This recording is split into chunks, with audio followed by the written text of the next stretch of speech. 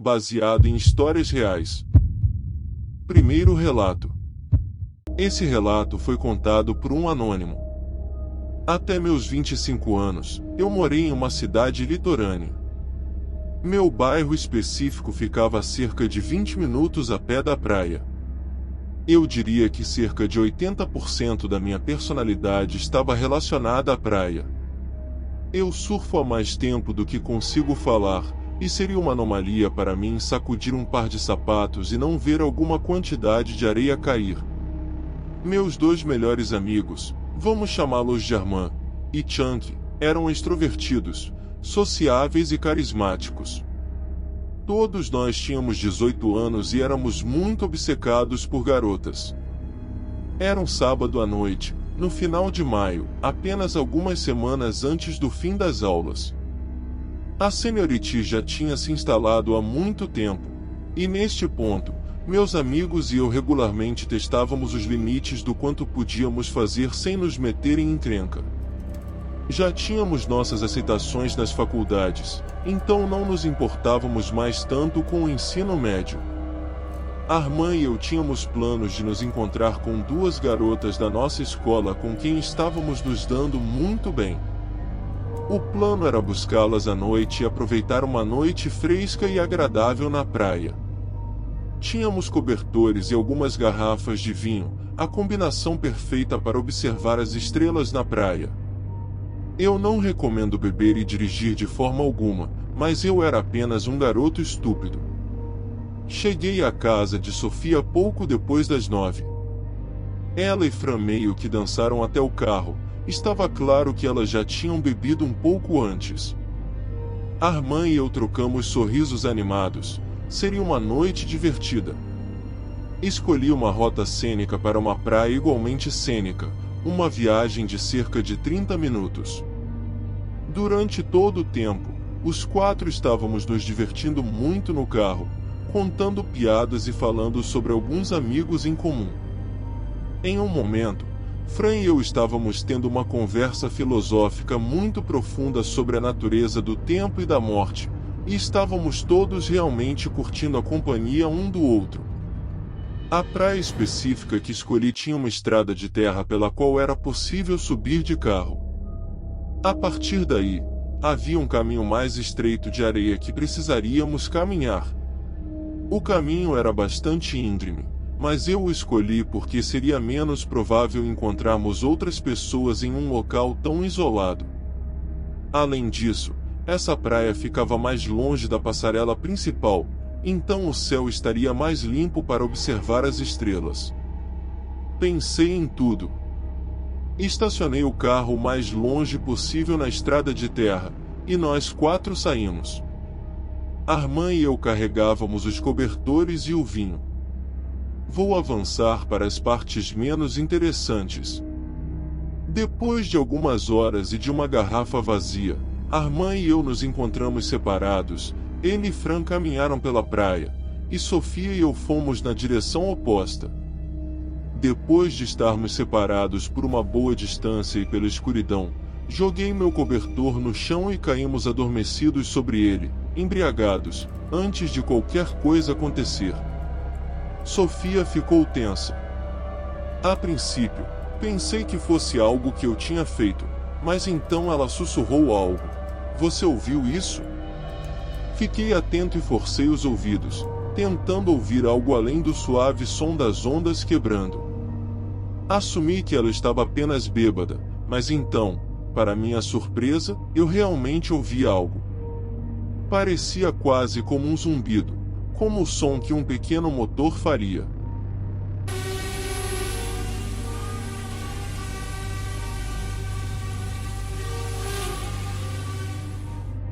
O som parecia se mover, e eu não conseguia identificar de onde estava vindo. Então, ele pareceu desaparecer no nada. Não é nada, eu a tranquilizei, ansioso para retomar o que estávamos fazendo. E foi o que fizemos. Logo depois, tirei minha camisa da areia e a sacudi. Nesse momento, Sofia, que ainda estava deitada no cobertor, gritou: Eu me virei rapidamente para olhá-la e vi que ela estava apontando para algo. Olhei para cima, mas não consegui ver nada além da escuridão do céu. Sentei-me ao lado dela para conseguir um ângulo melhor e fiquei horrorizado. Do ponto de vista dela, a lua estava perfeitamente alinhada com o que parecia ser um drone flutuando diretamente acima de nós. Ele pairou por mais alguns instantes antes de disparar para o céu escuro e desaparecer de vista. Tudo fez sentido. Aquele barulho que tínhamos ouvido antes era 100% drone.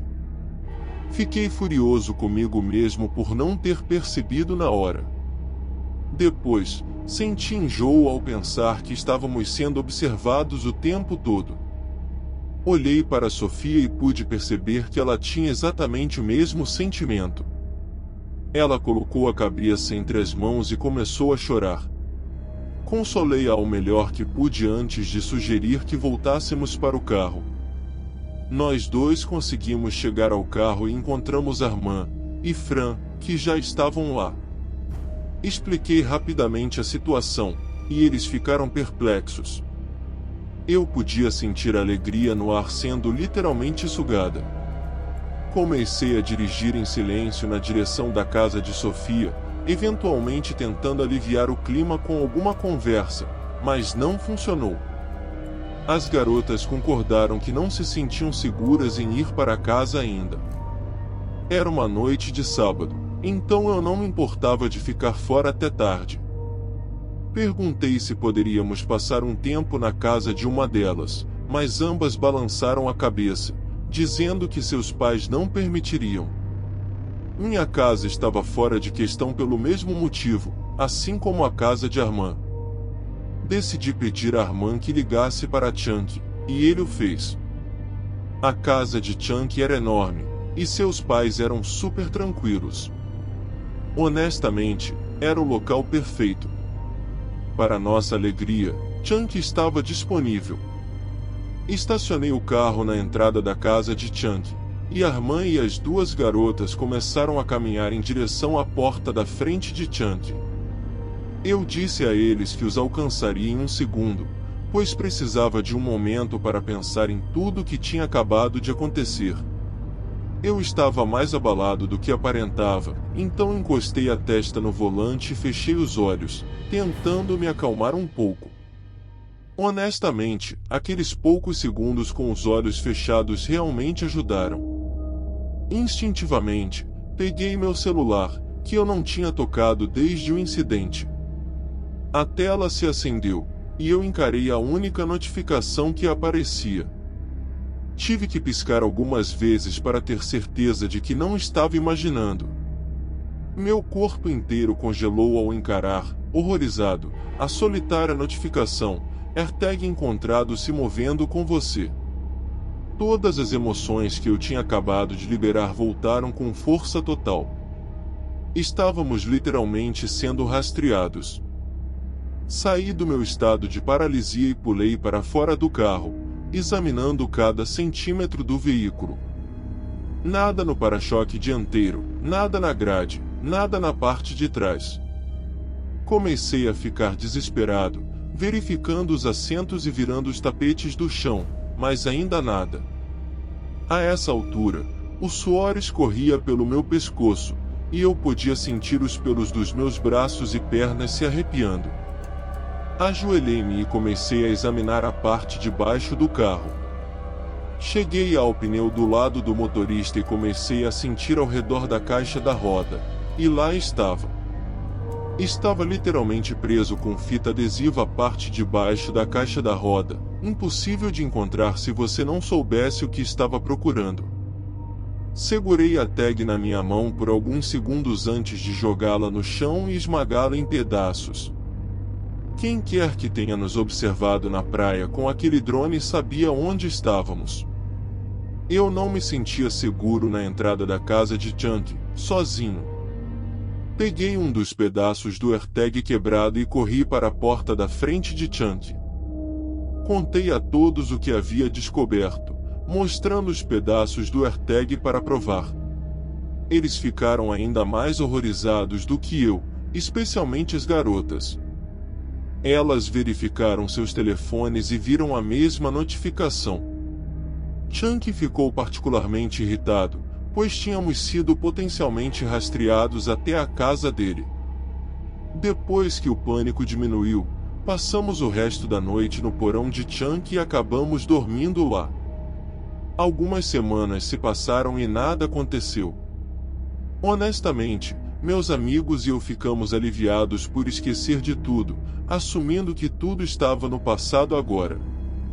A única maneira que conseguimos racionalizar isso foi que algum estranho queria ver alguns jovens se divertindo na praia e rastrear o carro deles para assustá-los. Era arrepiante pensar nisso, mas ficamos aliviados que a situação não tinha escalado. Certa manhã de domingo, cerca de 3 semanas após o incidente, recebi uma ligação de Chunk. Ele gritou ao telefone para eu ir até a casa dele o mais rápido possível, o que eu fiz. Quando cheguei lá, ele estava parado na entrada com uma expressão preocupada no rosto e alguns papéis na mão. Fiquei confuso até perceber o que ele estava segurando. Não eram papéis, mas sim fotos. Examinei-as mais de perto, fotos de mim daquela noite na praia. Eram granuladas e mal iluminadas, mas você podia claramente ver Sofia e eu em posições comprometedoras. Fiquei enojado. Só podia imaginar como Sofia se sentiria ao descobrir. Sem saber o que fazer, ligamos para a polícia e explicamos a situação. Eles nos disseram que essencialmente não havia nada que pudessem fazer, mas insistimos que pelo menos escaneassem as fotos em busca de impressões digitais. Eventualmente, eles retornaram dizendo que as fotos não revelaram nada. Sofia estava aterrorizada com a possibilidade de quem as enviou tentar chantageá-la, e eu temia o mesmo. A experiência foi absolutamente traumatizante. Felizmente, nada mais aconteceu depois disso. Por termos envolvido a polícia, Sofia nunca mais foi a mesma comigo depois do que aconteceu, e eu não a culpo. Só posso esperar que essas fotos não apareçam mais tarde na minha vida. Segundo relato. Esse relato foi contado por Gil. Meu melhor amigo Ricardo e eu tínhamos 19 anos. Correndo o risco de parecer pretensioso, nós dois viemos de famílias abastadas do norte de Jersey e aproveitamos nossos verões na Jersey Shore. Minha casa fica em Belmar, New Jersey, e a dele em Lavalette. Era uma noite aleatória de verão durante a semana, e Ricardo estava dirigindo nós dois da minha casa em Belmar até Lavalette, uma viagem de cerca de 1 hora. Para ser completamente honesto, eu preferia passar o tempo na casa de Ricardo, não só porque era um pouco mais bonita, mas porque a atmosfera geral de Lavalette é mais voltada para jovens da nossa idade. Se não estivéssemos procurando uma festa pela área, podíamos desfrutar de algumas bebidas em uma das muitas praias privadas nas quais tecnicamente não deveríamos estar. Eu poderia continuar falando sobre as coisas que se pode fazer na costa, mas, para ser breve, tentarei ir direto ao ponto. Enquanto dirigíamos, concordamos que optaríamos por uma noite mais tranquila, sem festas, bebidas em excesso ou qualquer outra coisa que normalmente faríamos. Nós dois combinamos de pegar algumas cervejas, enrolar um baseado e relaxar em uma das praias privadas sob as estrelas. Honestamente, parecia ótimo. Nós dois tínhamos ido com força total com alguns de nossos outros amigos, então uma pausa nas festas era muito necessária. Para quem não conhece a disposição de Lavalette, há um lado da praia e um lado da baía. A maioria das praias tem uma duna bem alta e uma queda íngreme à medida que você se aproxima do oceano. Se você estivesse na beira do oceano e olhasse para trás, veria uma colina de areia considerável. Depois de tomar algumas bebidas na casa de Ricardo, pegamos algumas bicicletas da garagem dele e nos dirigimos à praia que escolhemos. Por algum motivo, Ricardo insistiu em ir mais longe do que eu já tinha ido, o que eu não entendia muito bem, já que todas as praias eram basicamente iguais. Mas eu realmente não me importava com um passeio de bicicleta mais longo, então simplesmente fui junto. Eventualmente, Ricardo decidiu por uma praia deserta no final da estrada, sem carros estacionados. Todas as casas na rua estavam com as luzes apagadas. Na verdade, eu preferia isso, já que naquela época maconha era ilegal em New Jersey e não estávamos muito a fim de ser pegos.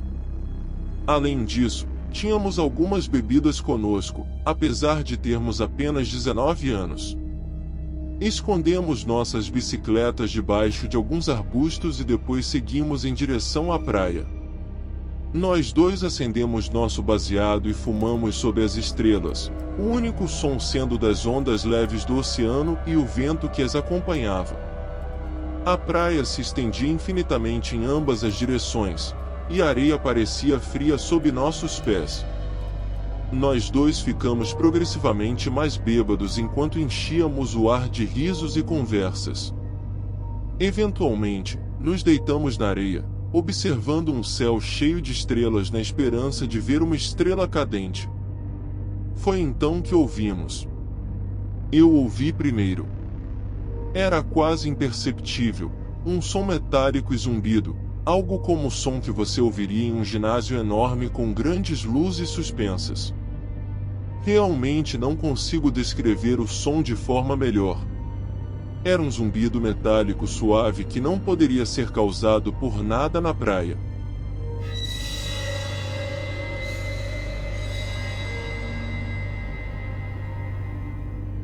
Sentei-me e olhei para Ricardo, e pude perceber o momento em que ele também começou a ouvir. Nós dois viramos a cabeça em todas as direções, olhando na escuridão em busca da origem do som. Estranhamente, era difícil determinar exatamente de onde vinha o som, era simplesmente muito fraco para perceber. Começamos a ficar assustados, mas estávamos com muito medo para nos mover. Assumimos que o que quer que estivesse fazendo aquele barulho iria embora e não precisaríamos nos preocupar com isso. Não havia literalmente nenhuma maneira de sermos vistos de onde estávamos naquela praia, estava escuro demais, e o som do oceano definitivamente abafava qualquer som que estivéssemos fazendo. Sei que não parece assustador, mas eu estaria mentindo se dissesse que meu coração não estava disparado no peito. O zumbido continuou, e, depois de mais alguns minutos, Ricardo fez um gesto para eu segui-lo.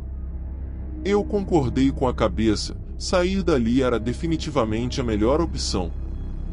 Como em uma cena de filme, no exato segundo em que nos levantamos, o zumbido passou de um nível 1 para 5.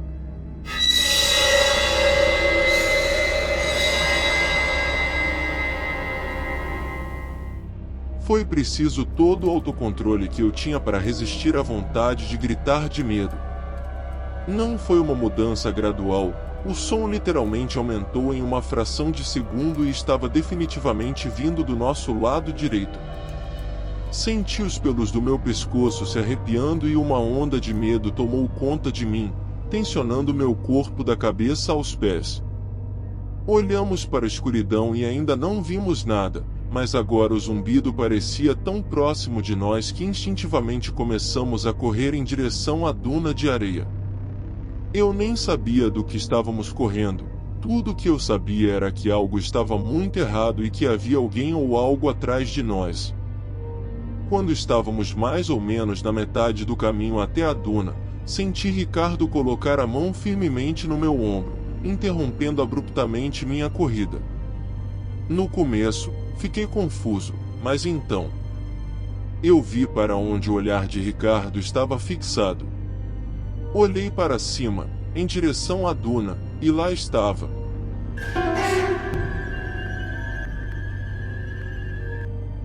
Uma figura escura, parada imóvel no topo da duna. Seus braços eram assustadoramente longos, quase alcançando os joelhos, e era ridiculamente alta.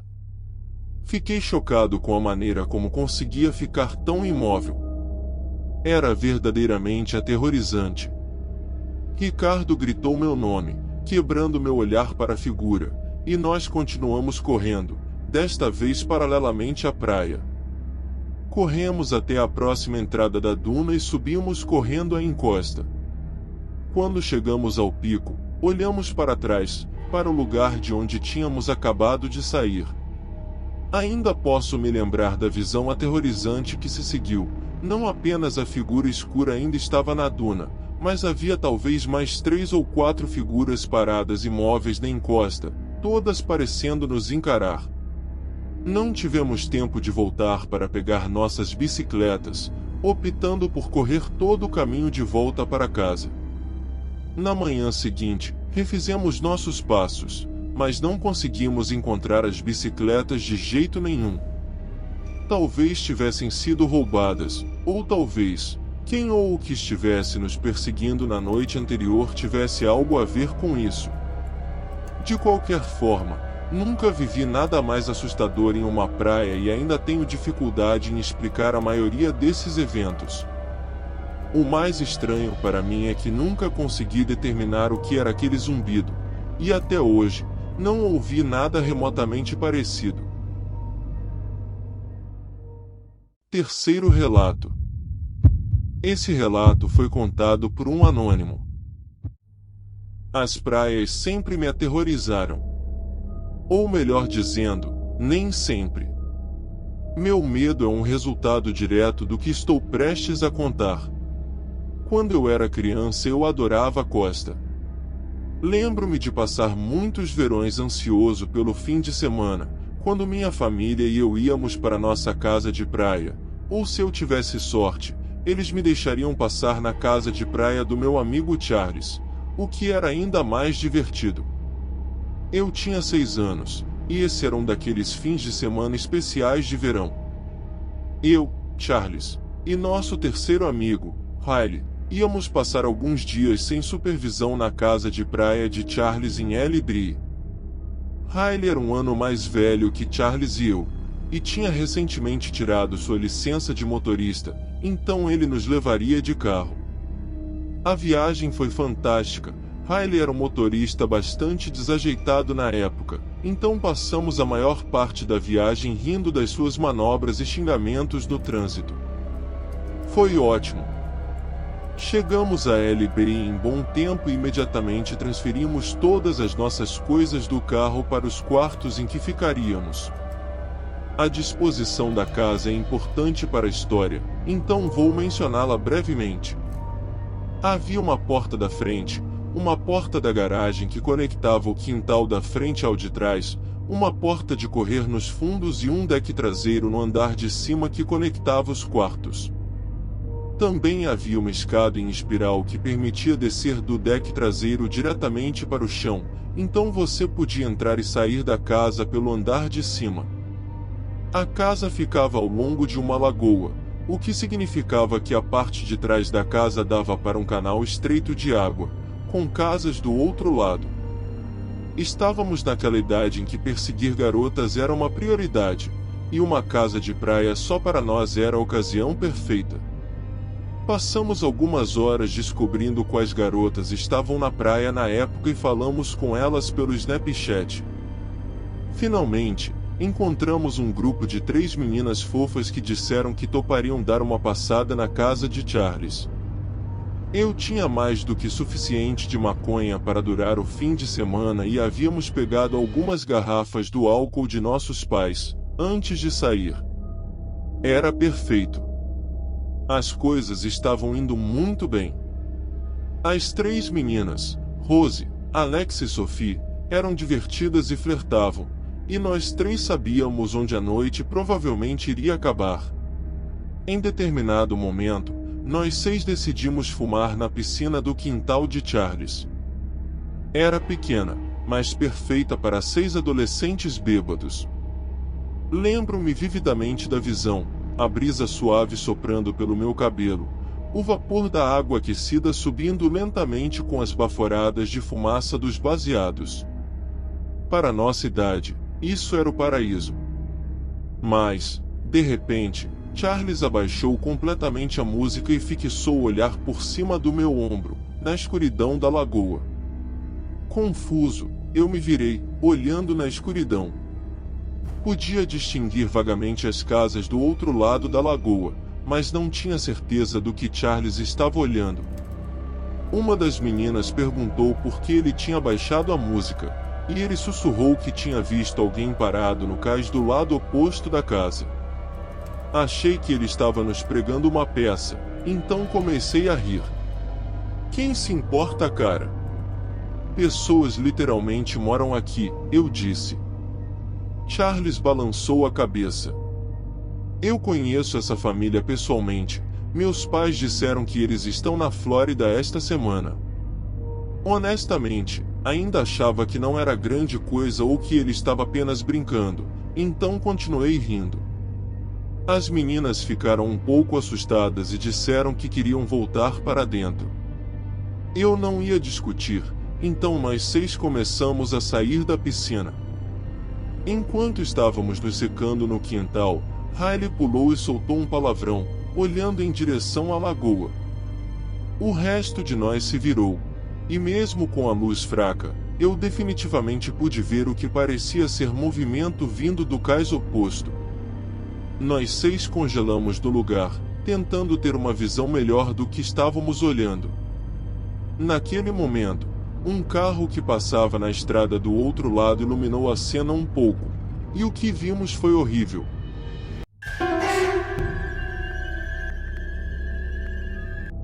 Havia 4 silhuetas altas paradas na beira do cais, voltadas para nós.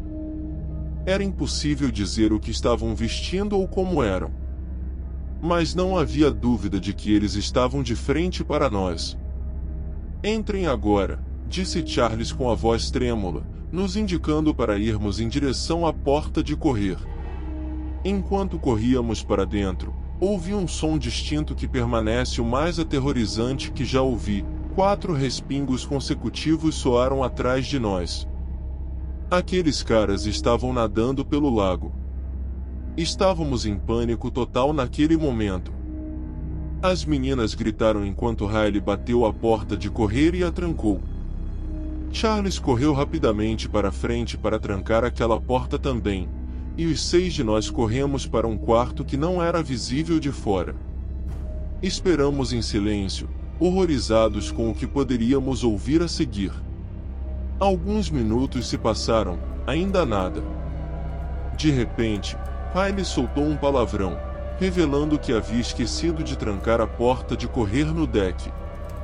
Charles começou a entrar em pânico, sabendo que a casa estava prestes a ser invadida. Foi então que ouvimos passos suaves e abafados acima de nós, e isso foi a gota d'água.